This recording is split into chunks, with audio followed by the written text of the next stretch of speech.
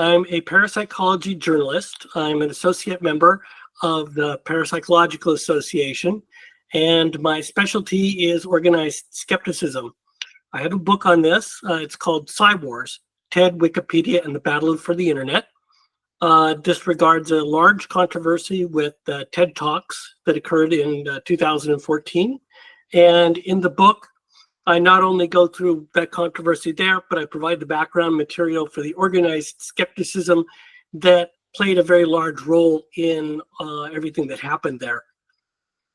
And beyond that, I've been writing about parapsychology since about 2008, and since the book, I've also engaged in a lot of engaged the skeptics quite a bit, and gotten more familiar with their structure and also the various people involved in the organizations and what they do. And the 2014 controversy with TED Talks, that was with Dr. Rupert Sheldrake, wasn't it? It was 2013. Yes, it was with Rupert Sheldrake, and the other person that was targeted was Graham Hancock, who's known for some controversial archaeology. Sure. So you've wrote about that extensively alongside, of course, what we're going to probably mainly be talking about today, which is the James Randi Educational Foundation's $1 Million Challenge, as well as, Yeah, that was running concurrently during the time of that. So those two things overlapped, and that Randi's challenge was actually something that I handled in the book, where I basically took all sorts of research that I already had and sort of piled it on. Sure. So would you differentiate, I suppose, between genuine skepticism and organized skepticism? Oh, sure. So genuine skepticism is about what people imagine it to be. That is, somebody is skeptical about something. They hear both sides of the issue. They're very careful with and respectful to both sides of the issue. They take in all the data, and they reserve judgment until they have enough data. And then when they have enough, then they know what to do with it. They can make a decision. And that's a really important part of skepticism, is being able to make a decision and to say, well, I have enough now, we can move forward with this. The organized zealotry type of skepticism is something different. This is actually kind of like what you would imagine with evangelicals, being very, very hardened about a viewpoint and simply seeing all evidence in that lens. So, for example, they would characterize parapsychology as a pseudoscience, irrespective of the fact that it doesn't meet any of the criteria for that.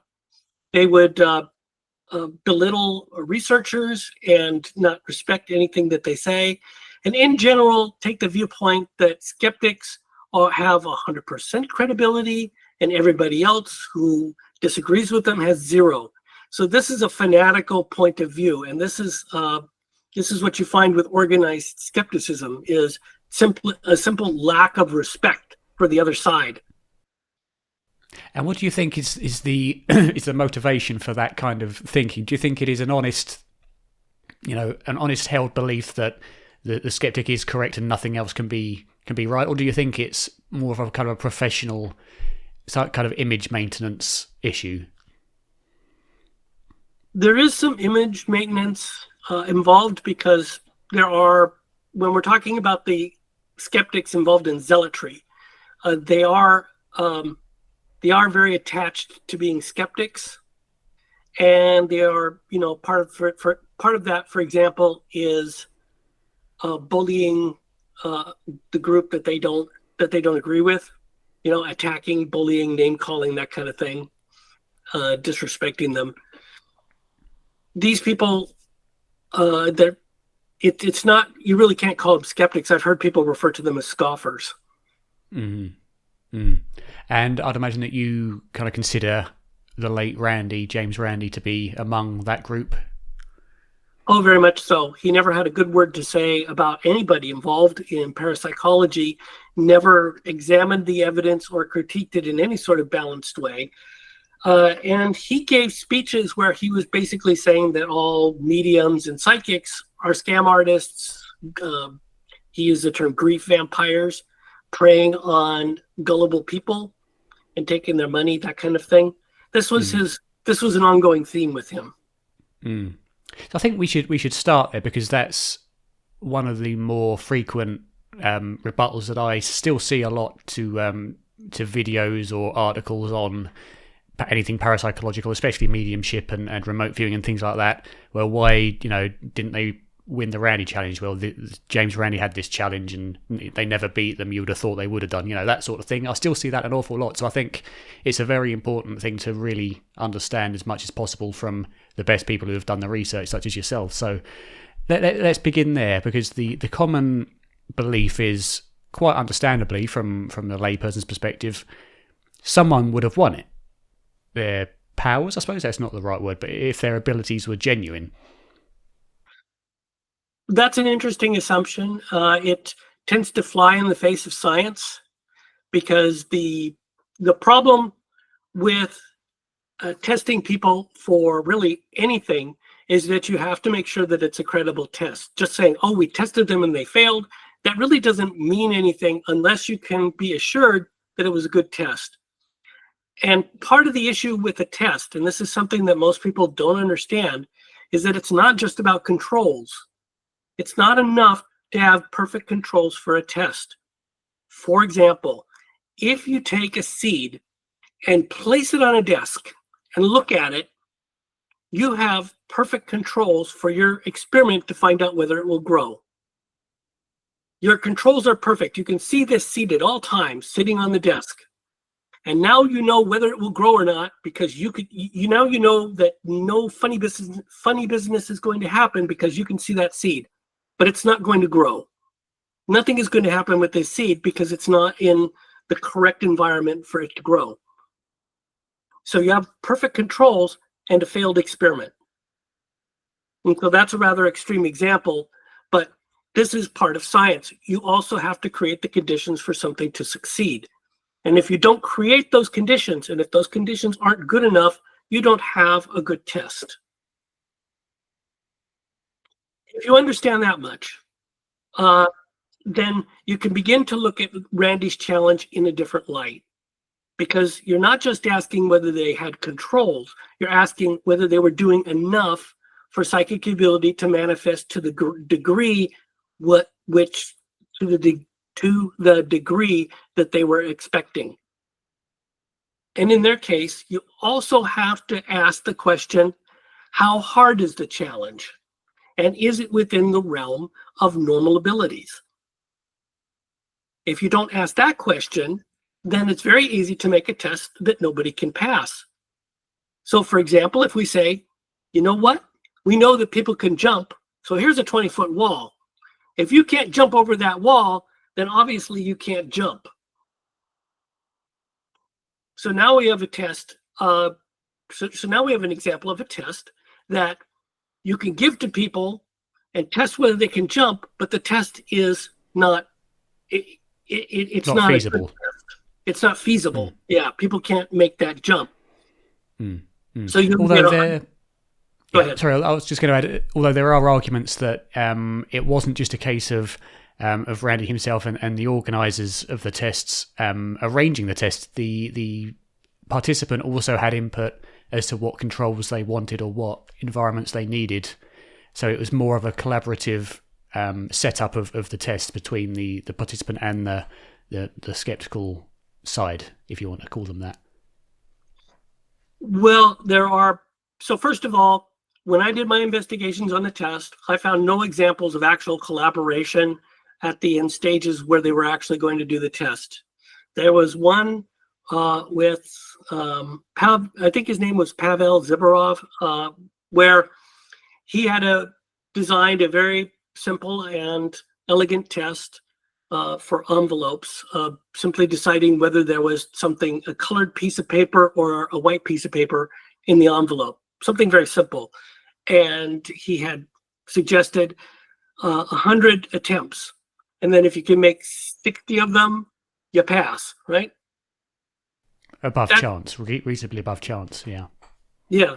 So you're beating chance by about what, 10%? It's a reasonable test of psychic ability, and he felt that he could do it.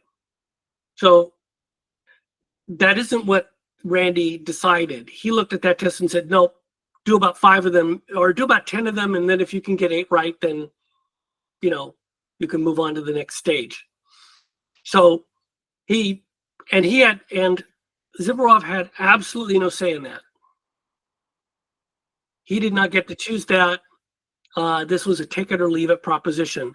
And this is something that you found over and over and over again in the challenge with pretty much everybody, is it was unless the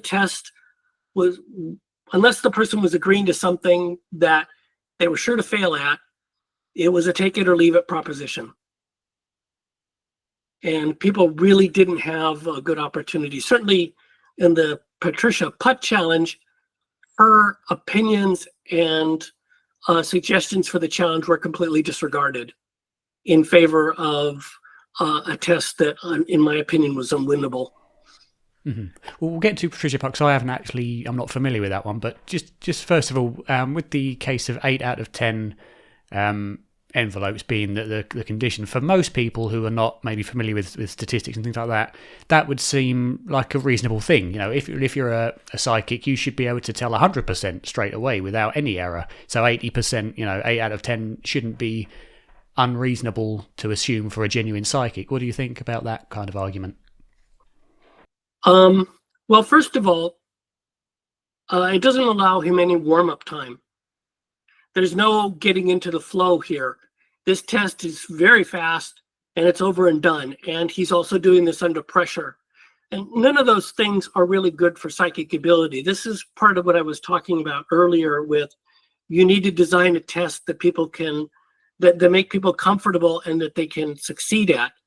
And rushing somebody through a short test is not the way to do that. It's something that's subtle in terms of in terms of being disingenuous, but it is absolutely not the way to test psychic ability, and there's no reason for them to shorten the test like that. There's just no reason for it. Going through 100 of them or going through 10, it makes no difference, except that the psychic will have a much better chance if he has more to do and can kind of get into the flow. Because what happens with psychic ability is you'll have peaks and valleys.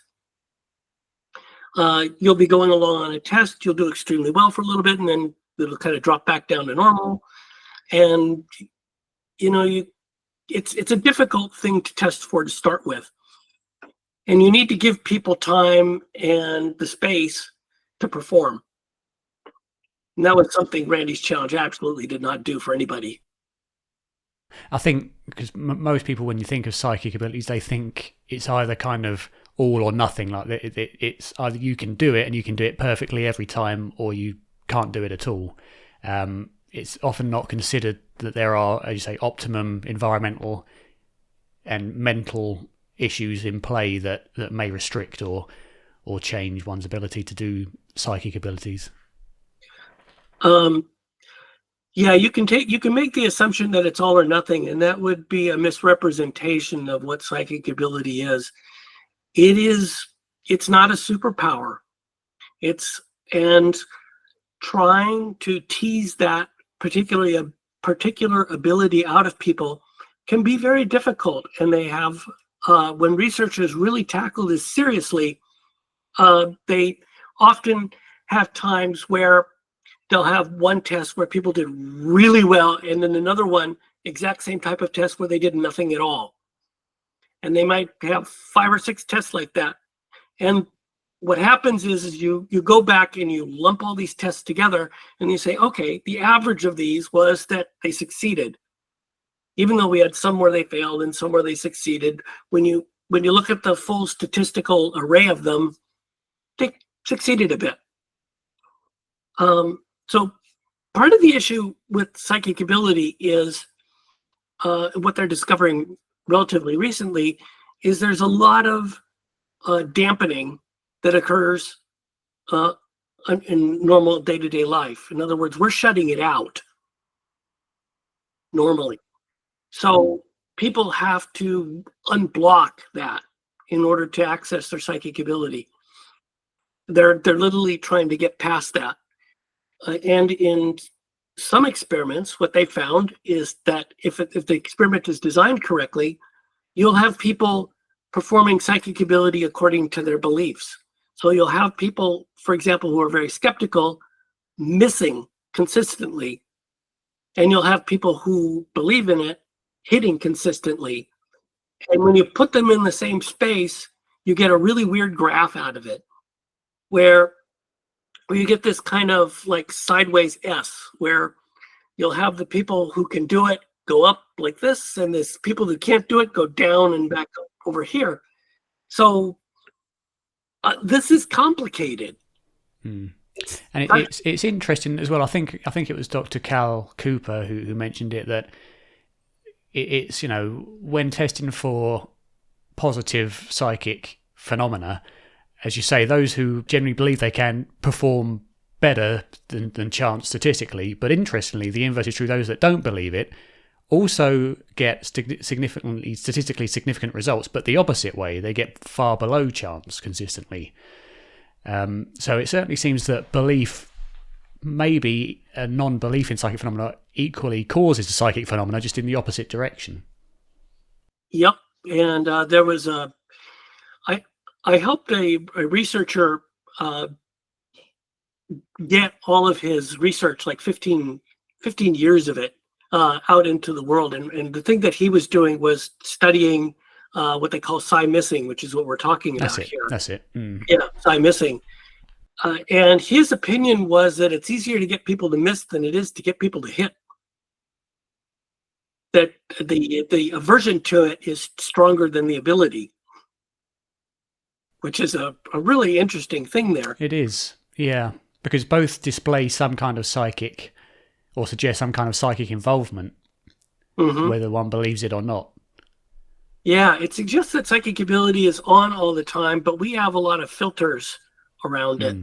And where this gets more complicated is you get stuff like priming involved, which is a psychological thing. So let me explain priming really quickly. Priming is where there's something in your environment that triggers you to think a certain way. So, for example, if you see balloons, you tend to think of parties. And so you'll be primed to see a party in an image.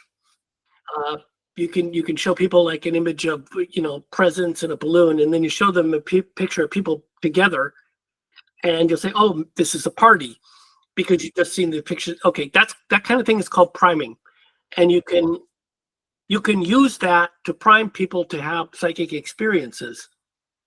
You can also use it to prime people to not have them. So when you have skeptics doing these tests, they can be unconsciously priming people not to have an experience. I see. Mm-hmm. And they unintentionally, yeah. Right. They would insist that they're doing everything right, but they may be priming people. So it's very small subtleties like that have to be taken into consideration. Yeah. And we've got another thing on top of that, which is that telepathy appears to be real. There are certainly enough experiments to demonstrate that it is real. And this is a confounding element to a degree nothing else even comes close. Because if you have people who in a room with the psychic, and these people are all very much psychic ability doesn't exist, and this is what they're projecting, that psychic is going to have a very hard time displaying the ability in the face of all this broadcasting. Yes, because if telepathy is real, then they're receiving that negative kind of influence, I suppose, from the skeptic's mind into their own, and that's clouding their ability to perform, I suppose. Is that the theory? Yeah, I mean, I'm saying you can have a situation like that. And so you've got, I mean, once you take all of this seriously, you have a ton of confounding elements for testing, because you're dealing with the field, not a mind-to-mind thing. So are these variables something that Randy and his team considered or were aware of? No, not in the least. Uh, what Randy did was use volunteers on a forum, which you don't see forums very much anymore, but they were very popular back in the day. And he used this, and people would log on to the forum, and they would have a discussion with the skeptics on that forum about how to create a test for themselves. And the skeptics would help them. Oftentimes, the people involved in those tests were more open-minded than Randy. And they were very committed to doing a good job, only to get thrown under the bus at the last minute. How so? Well, in the Zuberoff challenge, they had done all this work. I mean, it took them, there were like 900 posts on this thing. This went on for a long time. And when they finally got to the end and they submitted this to Randy, he changed it all to something they had never agreed to. So the people that were creating the test got all thrown under the bus. Their suggestions were completely disregarded, and Randy went with something that he knew would fail. So the skeptics that were involved throughout those 900 posts, were they professional experiment designers, scientists, skeptics, investigators, that sort of thing? Professionals. So none of them had a specific specialty in parapsychology, which is what you would need to design a test. They are that hard. Testing for mediumship, for example, involved 5 different ways to blind people. Yes, that was the by Shell's research. Yeah, I mean because you have to determine whether the sitter is biased on top of everything else.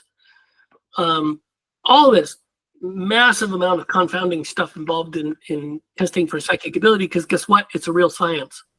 That was going to be my point, because it's interesting that if there were kind of professional scientists who know how to create a good study to test any phenomena, maybe not including parapsychology, but otherwise you have the basic understanding.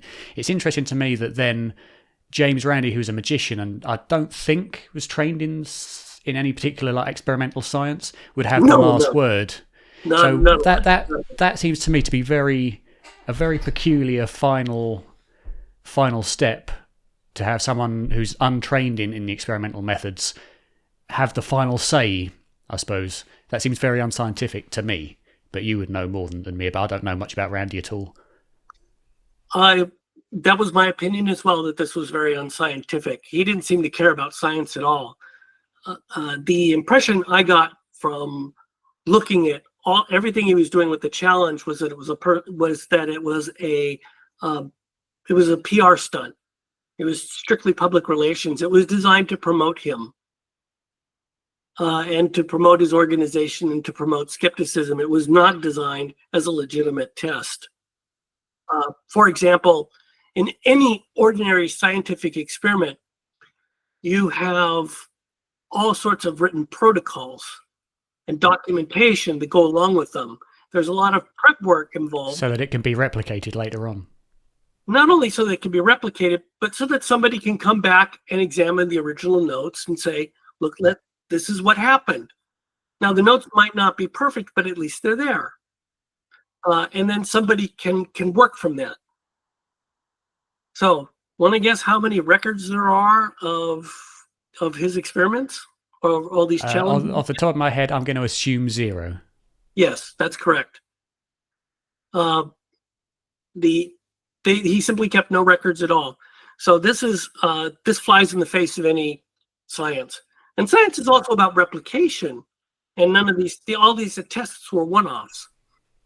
Right, I see. Well, wasn't there claims that records were kept but were lost in a natural disaster or something like that? I think I saw a video. I don't know how true that is, but I remember seeing something along those lines. Somewhere in my records, I have a post from that very forum where the challenge was done, where somebody asked that very question, where are they? And they simply said, we don't have them. We didn't keep them. Okay. Fair enough. Yeah. So Tell me about, was it Patricia Putz? Was it? Patricia Putz, she's medium in England. Case. Yeah. So this was a challenge done by Chris French, who we tried to have on the show, and also Richard Weissman. Now, of all of Randi's tests, this was the best documented. While Randi didn't keep documentation, they did. And I asked Patricia Putt to get that documentation for me. She did. And so I was able to go through what they had done. So as far as Professor Weissman and Professor French are concerned, this is a very large step above what Randi was normally doing, just to document the tests. Now, from there, my conclusion was that this was not a very good test. In fact, I would say, my opinion, that it was an awful test. And so, first of all, the job for her was to give readings to 10 people. And I think it was if she got 5 of them right, then she could move on to the next stage of the challenge. And so this is the next stage, is something I'll discuss in a little bit, but let's stick with this. So this was the initial test. Right. Yeah, there's a preliminary and then there's a final test. So if people can get through the very, very, very, very, very difficult first one, then they can move on to the very, very, very, very, very difficult second one, meaning that the odds of passing are almost as, numbers that only an astronomer would love. So anyway, she was asked to do readings for 10 people. They set her up with 10 what looked like grad students. All relatively similar, all women relatively similar in size and in area of life, which you would not normally do for a test of this sort. You would want the medium to have different types of varieties. Yeah. Yeah, because this would allow the medium to notice differences. Yeah. Between people, and also eliminates any danger of kind of one, maybe 2 people, or even all the people kind of relating to certain aspects of the same reading. You want, I would imagine, vastly different experiences, so that there's no potential or very little potential for overlap, or as little as possible. And this gets into, and this is in line with ordinary perception, is that when we use our 5 senses, we are looking for differences. We're looking for change. This is how our senses work. You can see a very, very small black dot on a white piece of paper. Incredibly small, because that's a change. You can notice if you have 2 lights that are slightly different in terms of their illumination, you can notice that difference. You can hear slightly different sounds as long as they're together and know that they're different. But if you space them apart, you can't tell. It's just like there's like 50,000 different shades of white paint, and there's no way you can look at it and then go to the store and pick out the same shade. Yeah. Okay. Yeah. This is the kind of effect we're talking about, and it carries over into psychic ability. That you need to be able to notice differences. So not doing that, I think, greatly degraded the value of the test. Another thing that they did was they forced her to write. So she had to write out this instead of speaking. And mediums normally speak. For the readings. So she was effectively transcribing what she would say. Right. They normally speak their readings. And one of the reasons for speaking is that this engages different parts of the brain. If you write, and she was right-handed, she's engaging the left part of her brain to write.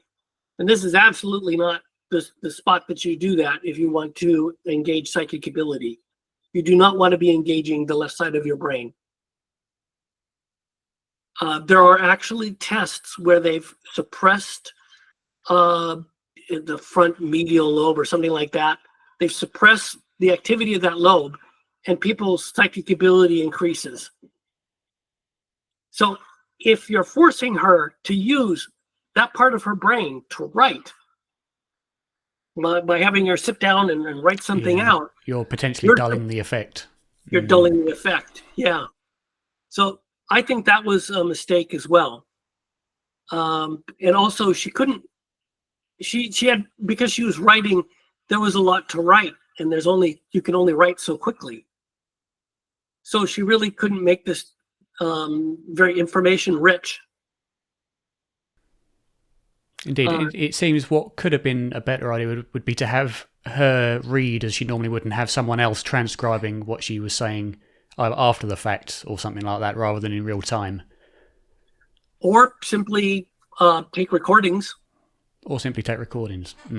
Yeah. And then, play those for the people. Another thing they did was they had the sitters get together in a room and pass these readings around, and then figure out which one belonged to who. So we don't know anything about the sitters. They were picked at random, or they were picked by these two researchers. So my complaint there would be, what if they conspired? And what if they were skeptics and they conspired and they didn't want Patricia Putt to win? Was there no controls to keep them separated or to prevent communication between them prior to the sittings? No, in fact, they put them all in a room and had them go through these various readings together and sort them out. So there maybe should have been an aspect of blinding there. I would think so. Yeah, that's what a normal protocol for mediumship does, is provide a level of blinding at that level. So I felt that was an error. I felt that not listening to Patricia Putt was an error. And so you have all these things that were confounding her ability to succeed at this challenge. This is my opinion here, and obviously Professor French has a different opinion of it. When we talked to him, he obviously didn't address any of these concerns. He just said, I'm certain that I did a good test, and he left it at that, or words to that effect. I'm coming in after the fact like you. I did talk to Patricia, and I did go through the materials. There were blacked out words on the readings that I think Professor Weissman had done, and this was for ethical reasons, which I really don't understand. But it also adds to the dampening of the whole thing, that you're not really giving psychic ability a decent chance to succeed in an environment like that. Oh, she had to do 10 of them in a row. 10 readings in a row. 10 readings in a row. I think she got a lunch break or something, but 10 readings. Rather taxing. Yeah. You might expect a person to do maybe 3 in a day normally, or maybe. Do you know how long each reading was? No, I don't. She had to write them out, and she went through 10 of them, I think, within an 8-hour period. So quite a considerable length of time. Yeah, she had to work at this. That was a lot, and she said her fingers were cramping at the end from doing all the writing. Because of course nobody writes anymore, unless it's on a phone. Yeah. Yeah. So this was. These are my criticisms of that particular challenge. I felt that she was set up to fail. That's how that looked to me. There were all these confounding elements that I don't think gave her a reasonable chance of success. Why do you think those kind of things that you criticize weren't put in place initially? That's a good question, because they did know how to do these tests. There had been tests, but Beischel had already done some of her mediumship tests, and there were other people involved in testing mediums at that time. So they had available to them better resources for constructing a mediumship test. And what they chose out of that selection was to do something that I would interpret as very clunky. and primitive. So whether they intended this out of malice or incompetence, I really couldn't say. And I don't think it's my place to speculate that far. Sure.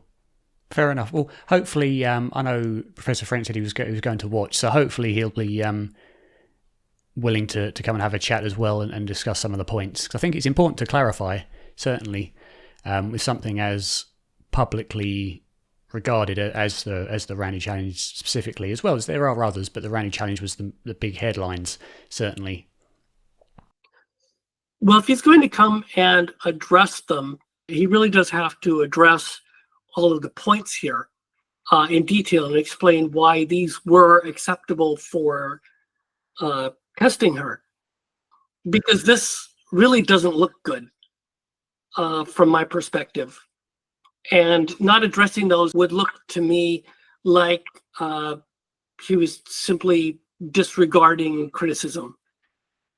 And this works both ways. If you're going to criticize parapsychologists for not being good enough, you can also criticize skeptics for the same thing. Everybody has to perform at the highest levels for this to work.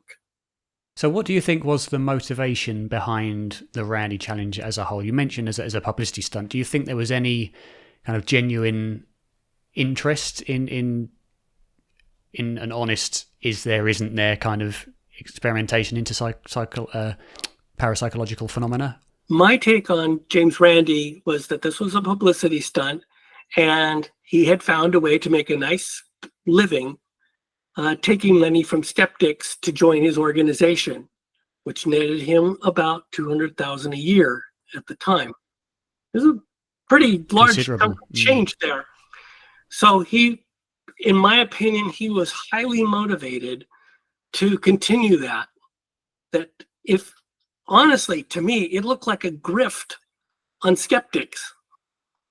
That they were being persuaded that he was looking out for them when in fact he was looking out for himself. That's how that looked to me. That the challenge, it glossed over all of their mistakes. They never owned up to anything. And Randi had to be absolutely backed in a corner before he would yield an inch. This was just how he operated. For example, people were questioning whether the $1 million was actually there. And the evidence that he provided was unconvincing, and he never followed up on it. He never engaged with his critics in an honest way, certainly. In my investigations of skeptics, everything he was doing was right in line with how skeptics operate. But this is just ordinary for them because at this point, having engaged with them for so long, I just see them as a bunch of zealots. This is organized skeptics. Organized skeptics, bunch of zealots. They, as soon as they see something psychic related that gains attention, they go on the attack, and they find a way to see what they can do to persuade the public that there's nothing there to see and that it's all just nothing. And I recently ran into this with their attack on the telepathy tapes. It's the same thing. It's just they've got a machine going, and they are going to push this narrative that all this stuff is nothing every time it comes up. And I've watched this play out over and over and over again. So I don't have a lot of respect for their opinions. And then when I've gotten on skeptic, like the skeptic board on Reddit, and tried to tell them something, there's just like this string of attacks, one after the other by a whole bunch of people who really didn't know anything. And interestingly, one can find the same behavior and mentality on the side of religious, fundamental religious circles as well. So it's an interesting parallel between two completely opposed belief systems. It sure looks like it to me. When I compare the way they treat science with creationists, they look really similar in how they approach these subjects. So, for example, you wouldn't ask a creationist to make a comment on evolution. You know exactly the answer you're going to get. And the same tends to apply to skeptics in parapsychology. If you ask them about parapsychology, you know the answer you're going to get, regardless of the evidence or whatever you put in front of them. You already know the answer before you've started. Yeah, kind of is it a top-down approach where you start with the conclusion and find evidence to fit that? Yeah, that's how they operate, a lot of them. Which is why I think, it's important, why I look highly at folks like Professor French and others, like in near-death experiences, Dr. Gerald Verley, because, Professor French and Gerald Verley have done their work. They understand the field that they're criticising, and they do it, in my opinion, from what I've spoken to both of them, in a very good way. And they know what they're talking about. Whereas many of these organised skeptics that I'm familiar with as well, you ask them, well, how much have you actually looked into this subject, exclusively and read the literature? Many will say, I don't have time for that. Why would I waste my time doing that? Famously, Dan Dennett, the late Dan Dennett, was one amongst them who said such a thing. Yeah, that's something that I encounter a lot with skeptics, is they don't know anything. And Chris French, much to his credit, has engaged with parapsychology, and he's engaged with parapsychologists, and his position on psychic ability is far, far more nuanced than any of these other people. So it's basically him and Richard Weissman. They both engaged a lot with parapsychology, and Chris French more than Weissman. And he's, parapsychologists respect him, and I'm good with that. There's this one test from 15 years ago that I have criticisms about, but by and large, I'm good with the guy. He's not that sort of skeptic. Do I think he can be convinced that he's like suddenly going to have an epiphany one day that he has enough evidence? No, I really don't. But in the meantime, I think he's doing a pretty good job. What kind of other phenomena have you seen where, or I suppose examples of this ardent skepticism has come in and taken over? I see it a lot in near-death experiences and things like, especially of course, mediumship and psychic readings, astrology, which I don't subscribe to myself, but that's a very highly attacked one. What other kind of examples have you seen of these exchanges, I suppose? So to get into this, when we're talking about organized skepticism, of course, Randi's challenge is gone. Randi's organization has, except for, I think, some grant, they hand out some grants every now and then. The organization is effectively defunct, except for that. And of course, Randi's passed. So the organization that we're talking about normally is the Center for Inquiry. Mm-hmm. Are these CSI, is it? Center for Skeptical Inquiry. CFI. CFI. Yeah, Center for Inquiry. So they, there's also the Committee for Skeptical Investigation. This word salad gets a little bit difficult, but think of CFI as the parent organization, and the Committee for Skeptical Investigations is the child of that. So the that particular organization, Center for Inquiry, runs the Skeptical Inquirer, which is their basic magazine for promoting skeptical beliefs. I'm going to use the word beliefs here because this really is a system of beliefs. And from that magazine, they target parapsychology, chiropractic health, acupuncture, and pretty much any Reiki, and pretty much any sort of alternative health you can think of, they go after it. So to me, because they're going after all of this stuff, they look a whole lot like whack jobs on a crusade against chiropractors and Santa Claus. They don't really take opposing points of view into consideration. For example, in parapsychology, If you're going to follow an argument, you have the original study, you have the criticism, and if you stop there, you haven't done your homework. You also need to look at the rebuttal. And the rebuttal is often where you find out what was really going on.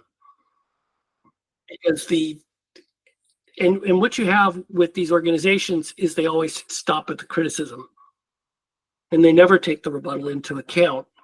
Which seems counterintuitive, considering that the rebuttal would be from those who were actually undergoing the experiment or the whatever it was, who have the most probably information, direct hand experience from what was being criticized. Yeah, those are the original scientists defending their work. That's where the rebuttal comes from. So if you don't look at the rebuttals, you haven't done your homework. So they never do. Certainly not in the Skeptical Inquirer, and they're always promoting that particular skeptical mindset. It's called materialism, and you can think of it. The simplest way to understand these differences is that the materialists say that the brain is creating the mind. That the mind originates from the brain. This would make psychic ability completely impossible. And the alternative is that consciousness is fundamental, and that the brain is a filter of consciousness. So the former one, materialism, this is what they ascribe to, and they're simply not open to hearing anything that would contradict that. Which includes chiropractic care and alternative medicine and all this holistic stuff. And they don't care about the evidence. Is chiropractic care? I always thought chiropractic care was a physical thing rather than a kind of a non-materialistic idea. That's kind of how I think of it. Because it's skeletal, isn't it? But I don't know. I don't know enough about it. But certainly things like Reiki and acupuncture, I can understand. That's certainly less physical.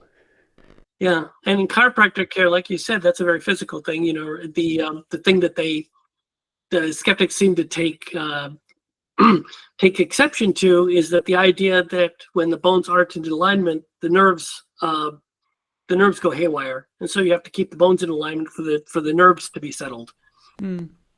So I could see that. Yeah.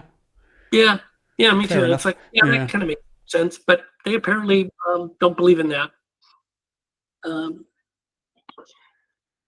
So you have this stuff, and these organizations also are in league with a group of skeptics called the Guerrilla Skeptics on Wikipedia. And they basically own the entire paranormal and parapsychology area of Wikipedia. So you're not getting past them. You try and get on there and change anything, they'll kick your ass off as fast as you get on. So that they always have a majority there and can vote anybody off if they want to by keeping everybody off that they disagree with. So that's their game. And once you get on Wikipedia, then you get then all kinds of things happen in the media when you control Wikipedia. One of them is that obviously a lot of people refer to Wikipedia, reporters and whatnot. And so if you're looking at, say, the telepathy tapes, you'll see this string of articles in the sources, all having a very negative view of it. And then, they'll, and the ones that are the most negative are referenced the most, which boosts them in the Google rankings. And also this stuff gets into AI. So very true. Yeah, so they're influencing Google rankings and AI by manipulating Wikipedia. And do you think that's the overall end goal of guerrilla skepticism? Oh yeah. And for what reason would be the benefit there? Their motivation is, from their standpoint, they're keeping out a bunch of gullible losers. Believers that can't be trusted with science, and they're holding the line for the sake of rationality. That's so in a way it's an honest position from their point of view, as opposed to yeah, they're not deliberately dishonest. They just believe deep in their hearts that they are defending rationality, and nobody can convince them otherwise. And I suppose without having the background knowledge in things like, the proper science of parapsychology and mediumship and near-death experiences, etc., and the non-material philosophies, materialism works perfectly well for day-to-day life and for general things. You know that if you hit your head hard enough, you're going to lose consciousness, or if you damage your brain, part of your personality is going to change. So from that perspective, it seems perfectly reasonable until you start looking at these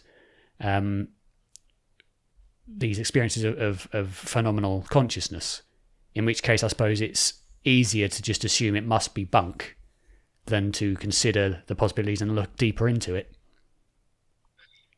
Well, I think if you look more, that is a very surface view, the one that you just embraced there. However, if you look at it more deeply, what does our life consist of? And that is experiences.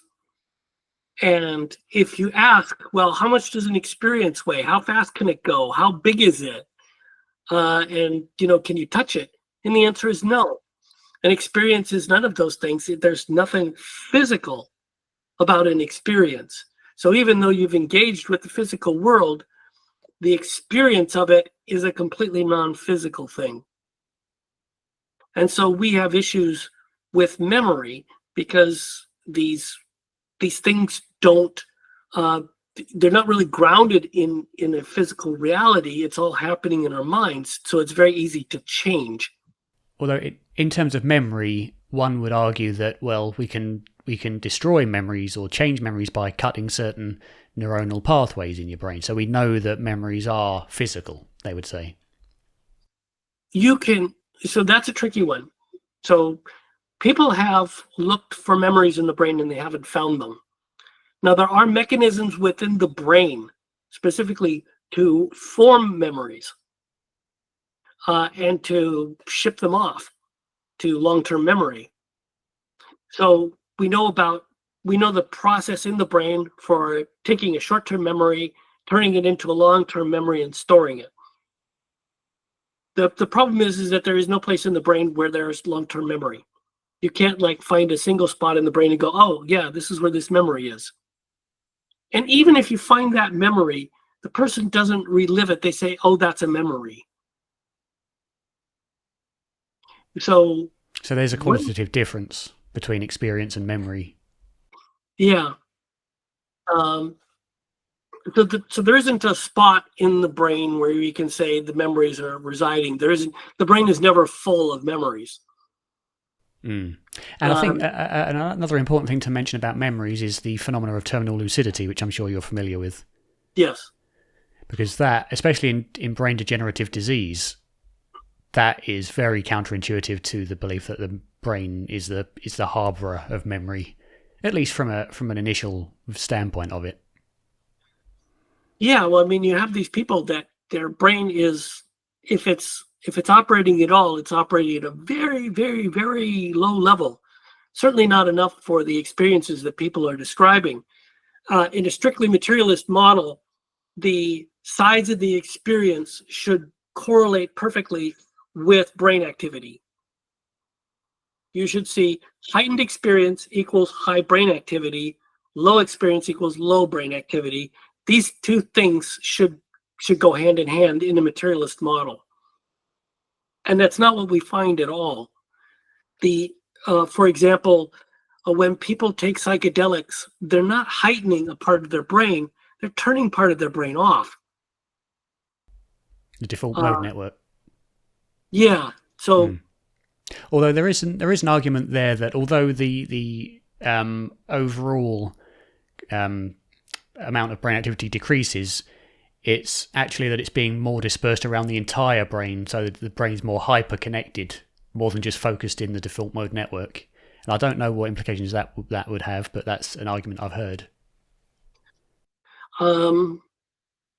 I can't speak to that one because I haven't seen a lot of discussion of that particular point. But you've also got these issues, for example, where you've got these autistic people that are displaying savant syndrome. They're extremely good at something, and we know that their brain is having trouble making connections. Indeed. And we also have cases of severe hydrocephaly, where people living normal lives with basically no brain at all. Indeed. So it leads to the question of exactly what the brain is doing there, and what functions are actually necessary. So it argues against a purely materialist model, is really the point I'm making here. So why do you think it is that despite these different evidences and these different implications that we just brought forward, why do you think it is that they're still not really accepted in mainstream as anything other than something that we will solve in a materialistic framework, but we haven't done so yet? Well, part of it, I think, is just plain old inertia. That first of all, skeptics have a lot of authoritarian tendencies. I'm speaking in gross generalities, so I would never. We're talking organized skeptics as well. Right, but in generally, skepticism itself is a bit of an authoritarian trait, and if once you know what to look for, you see some of the signs of authoritarianism in skeptical groups. So this might be something like a heightened amount of misogyny, a desire to pick on people, shut out dissent, that kind of thing. Stuff that people with authoritarian personalities tend to do. Which again is interesting with the contrast between that, or not the similarity between that and fundamental religion. I can see the same. Yeah, that's exactly it. So, and one of the things that people with authoritarian tendencies like to do is get power. So they'll be focused on positions of power within organizations, and they will dictate they'll dictate the flow of information from there. So, for example, in academia, what this results in is you have people in positions of power trying to reject psychic ability when it comes up in academic study, because they really don't like the idea of it. The skeptics themselves, once you look into authoritarianism and how skeptics operate, you're going to find some similarities there. And then you can kind of work from there how they're going to approach things. The thing that I object to most with skepticism is that like I said before, you know what they're going to say before they say it. In other words, they don't appear to be having any original thoughts on the stuff. And when they do an experiment, you can be guaranteed that it's either going to fail, or if they, by some chance, it succeeds, they're going to say that it failed. We've seen that too. And in some cases, it kind of comes across as dishonest. Intellectually dishonest. Yeah, intellectually dishonest. And in the case of Randi, where it was just so over the top, I just really ended up with a dislike for that organization, because they were obviously out to bully people with the challenge. That was the main focus, was bullying people. And it turns out from testing that psychic mediums are real as far as testing is concerned. They've established the reality of mediumship. So all of this stuff is really uncalled for and unreasonable. I suppose let's actually look at that a bit more then, as a contrast to the Randi challenge. What is the work and the experiments that have been done that, as you say, reasonably demonstrate that mediumship and psychic phenomena is real? I'd have to start pulling up the papers, but there are a lot of them, and they are there's meta-analyses now, which you don't get those until you've had quite a few experiments out there, and those meta-analyses generally demonstrate that these experiments worked well. I mean, it's like we're talking about. They're blinding the medium, they're blinding the researcher, they're blinding the sitter, they're and on the top of it, they're giving the sitter, three different readings to choose from. and by doing this, they can figure out whether there's bias on the part of the sitter and how much there is, and they can calculate back from that. And the mediums, they're talking into a phone with no feedback. They can't see the person. They can't interact with them. They can't cold read or anything like that. Yeah, so there's no chance of cold or hot reading or whatever, because they have no idea who they're talking to. And if they're still successful after all of that, then I think that's pretty convincing. And this business of ignoring all of that and then calling them grief vampires, and for these mediums that are doing it for a living, maybe they've become popular or something. These skeptics will go out, get a reading from them, and then give them a really bad review, and then publicize that they did an investigation and they found this medium to be full of crap from one reading. That kind of thing is cruel. Especially when, as you say, it's been reasonably determined that skepticism or even cynicism at its worst level can strongly influence the medium's ability to gather information accurately. Yeah. And also, what they do get in the reading, they may be seeing in such a biased light that they can't recognize the message through it. That can happen too. The mediumship is not an exact science. When people give readings, you kind of expect that they're not going to get all the details 100%. I mean, that's just part of the process, and people understand that. But you get enough of the details right, and with really good mediums, they'll hit that one issue that you really needed to hear. Yeah. And I think, as well as kind of the frequency or the number of hits, so to speak, is also kind of the level of, for example, the level of coincidence that would be needed for any particular hit to be coincidence. I mean, for example, if you were to say your father has passed over, that's a hit, but that's quite a weak hit, because many, depending on age, etc., that's probably true for a lot of people. If you were to say your father's passed, he had a red Mustang whose license plate began with FL, he had a dog called whatever who was this breed, and he liked doing this, then that's one hit, maybe, well, or you could argue many hits, but the level of coincidence that would be needed for that hit to be true or to be coincidence puts it beyond the realm of feasibility to suggest coincidence to me in that case. So it's the number of hits, and also the quality, I suppose, of the hits, and the previously unknowability of the hit. Yeah, I mean, all of that you have to take into account. And the way mediumship usually goes, though, is that you'll get the medium will get a really good medium will get enough hits to convince the person that they're on track. And this will also tell a medium that they're on track. And then they're going to focus on need. What does the person need? And this may not be what the person wants.